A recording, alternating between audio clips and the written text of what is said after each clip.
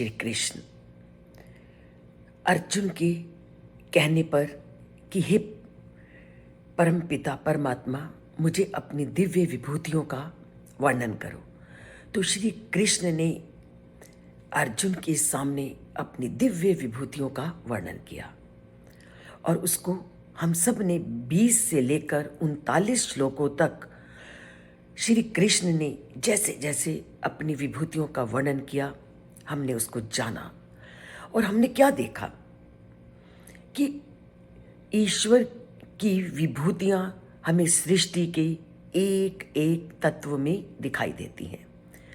तभी तो वह आज के श्लोक में क्या कहते हैं, ना अंतो अस्ति मम दिव्या नाम विभूति नाम परम तप एष तद उद्देश्यतः प्रोक्तो विभूतेर्विस्तरो मया।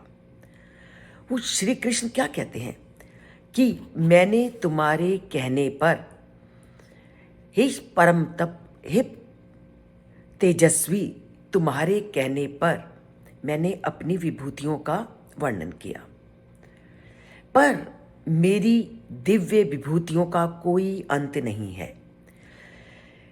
मैंने अपनी जिन विभूतियों को तुमसे कहा, उन अनंत विभूतियों का केवल मैंने तुम्हें संकेत मात्र वर्णन किया है।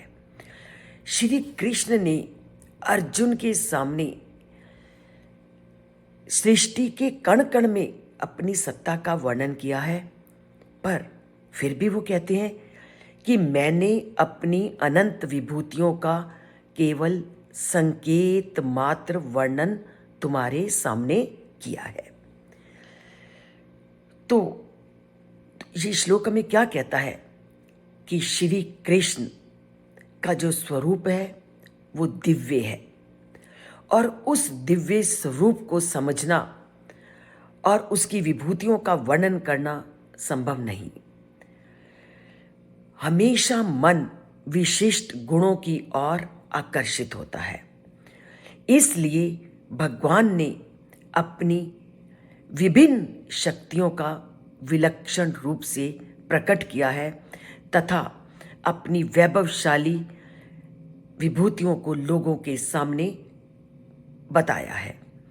अब उन्होंने अपनी विभूतियों का वर्णन लोगों के सामने किया और अगर व्यक्ति अपनी बुद्धि को सदुपयोग करता है, उस भगवान की महिमा को जानना चाहता है, तो वह उस महिमा को जान जा सकता है। पर उनकी इन दिव्य विभूतियों को जाना कैसे जाए? उनकी इस दिव्य विभूतियों को व्यक्ति तभी जान सकता है अगर वह उस परमपिता परमात्मा के प्रति श्रद्धा और भक्ति को बढ़ाए। श्रद्धा और भक्ति एक ऐसा साधन है जिससे हम उन विभूति संपन्न परमात्मा के पास पहुंच सकते हैं।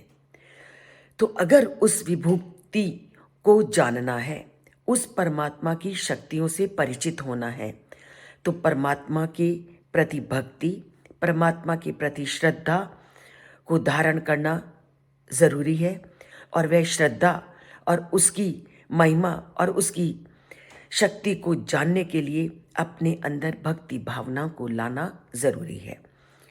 और ये चीज़ें तभी आएंगी जब हम आध्यात्मिक ज्ञान परक कुछ बातों को सुनेंगे और उसको जानेंगे, और वह आध्यात्मिक ज्ञान परक बातें हमें मिलेंगी गीता के श्लोकों का अध्ययन करने से। और गीता के श्लोकों का अध्ययन करना है तो हमें इन श्लोकों को प्रतिदिन सुनना है, चैनल को सब्सक्राइब करना है, चैनल से जुड़ना है, और अगर थोड़ी सी भी बातें अच्छी लगे तो उन्हें लाइक करना है। जय श्री कृष्ण।